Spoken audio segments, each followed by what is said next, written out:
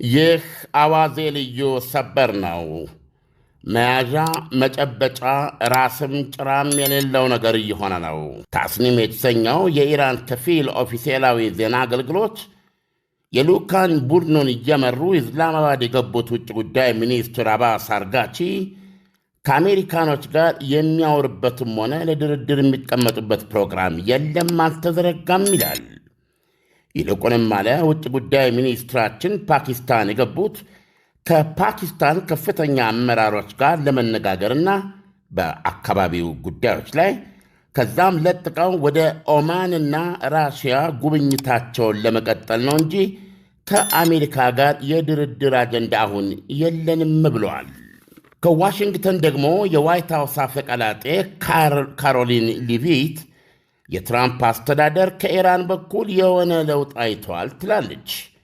ለውጡ ምንድን ነው? እንዴት ነው ይሄን ለውጥ ስለማየቱ አጋጣሚውን የሚለውን አላብራራችም። ይሁንና ወደ ስፍራው የተሰደዱት ወይም በነገው ዕለት ወደ ስፍራው የሚላኩት ተደራዳሪዎች ሁለቱ ኮቴ መናናዎች ስቲቭ ዊትኮፍ እና ጃሬድ ኩሽነር ብቻ ናቸው። ትከሻ ከባዶቹ ምክትል ፕሬዚደንት ጄዲ ቫንስ እና ውጭ ጉዳይ ሚኒስትር ማርኮ ሩቢዮ በመጠባበቂያነት ብሪፍ ኬዛቸውን ሸክፈውና ጫማቸውን ሳያወልቁ ወደ መኝታቸው በመሄድ እንዲጠባበቁ ታዘዋል። ምክንያቱም ፕሬዚደንት ዶናልድ ትራምፕ ፍርክስክሱ ወጥቷል ካሉት የኢራን አመራር ውስጥ እሱ ነው ሰውየው ያሉላቸው ዋናው ሰው አፈ ጉባኤ መሐመድ ባጋር ቋሊባፍ ወደ ኢስላማባድ አልመጡም። ውጭ ጉዳይ ሚኒስትር አባስ አርጋቺ ከታዘዙት ውጭ ውልፍት ማለት የማይችሉ ታዛዥ ናቸው። ስቲቭና ኩሽነርም እንደዚሁ። ዋነኞቹና ሁነኞቹ ሰዎች ቴሄራንና ዋሽንግተን ቀርተው በነገው ዕለት የሚጠበቀው ድርድር ከማለት ይልቅ ቢገናኙ የሐሳብ ወይም የአቋም ልውውጥ ቢባል ያስኬዳል። ፓኪስታን በርሜል ሙሉ ጠጅ ጥላ ሳይጠጣ ቆምጥጧል። ማር አልሳ ዳግም እንዳታፈላው እንኳ ሁነኞቹ ቫንስና ቋሊባፍ የሉም። ስቲቭ ዊትኮፍና ጃሬድ ኩሽነር ወደ ፓኪስታን የሚበሩት ነገ ነው። ለነገ ድርድር የሚገርም ነገር ነው።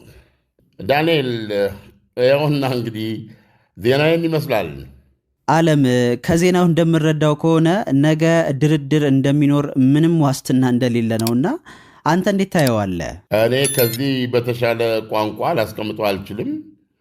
ይሄ ሳይደረግ የቀረ ፓኪስታን ያንን ሆቴል ኦና አድርጋ ከ3 ቀን በላይ የጠበቀችበት መሰናዶ ሰራዊቷን በከተማ ላይ ያሰማራችበትና ያንን የስብሰባ ቦታ የወጠረችበት ትልቅ ጥረት አሁንም ኦና እንደሆነ ነው የሚገኘው።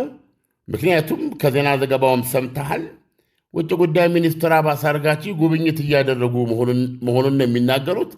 አሁን እኔና ይህን ዜና እያወራው አልጀዚራ ላይ ገብቼ ስመለከት የአልጀዚራ ጋዜጠኛ ቀጥታ ለአንድ ከፍተኛ የፓኪስታን ባለስልጣን ምን የሚል ጥያቄ ያቀረበላቸውም እነዚህ ሁለት ወገኖች አሜሪካና ኢራን ነገ በኢስላማባድ እዚህ ድርድሩን ያደርጋሉ ወይ ብሎ ጠየቃቸው። ባለስልጣኑም ምንም አይነት ድርድር አይኖርም ብለው ነው የመለሱለት። ራሳቸው አሁን እዚህ አልጀዚራ ላይ እያነበብኩ ነው የምነግርህ። ውጭ ጉዳይ ሚኒስትር አባስ አርጋቺ ምን አሉ? ጉብኝት ላይ ነው ያለሁት። አሁን ፓኪስታንን፣ ከዛ ኦማን፣ ከዛ ራሽያን ጎበኛለሁ እና ዓላማዬም በዚህ በእኛ ክልል ስለተፈጠሩ ሁኔታዎች ከእነሱ ጋር ለመምከር ነው ብለዋል። ያነሱት ድርድር ሀሳብ የለም ከማንም ጋር እና ለምን ራሱ አሜሪካ ዋናው ተደራዳሪ እንግዲህ ይሄ በጣም ዶናልድ ትራምፕ በቀነ ገደብ ያስቀመጡት እዛ ላይ ምክትል ፕሬዚደንቱ እሳቸው እኮ ናቸው የቀሩት። ምክትል ፕሬዚደንታቸውን ልከው ወሳኝ የሆነ ስብሰባ እንዲሆን አቅደው ነው የመጀመሪያው የተደረገው። ሁለተኛው ደግሞ ከኢራን ብዙ አይነት ማሻሻሎች፣ እሽታዎች አግኝቻለሁ። ስለዚህ ስምምነት ለመፈራረም እጄን እያሳከከኝ ነው እና ይሄ ሁኔታ ከተፈጠረ ምክትል ፕሬዚደንቱ በሌላ አውሮፕላን ወደ አሜሪካ ይመለሳል። እኔ አሜሪካ አስነስቼ ራሴ ሄጄ ነው የምፈራረመው እስከ ማለት የደረሱበትና ያጦዙት ጉዳይ እንደነበር የማይዘነጋ ነው። አሁን በአሜሪካ በኩል ምክትል ፕሬዚደንቱ አይሄዱም፣ በኢራን በኩል ቋሊባፍ የሉም። ውጭ ጉዳይ ሚኒስትር አባስ አርጋቺም የሚሉት ኧረ እኔ እያለፍኩ ነው በፓኪስታን በኩል ነው የሚሉት።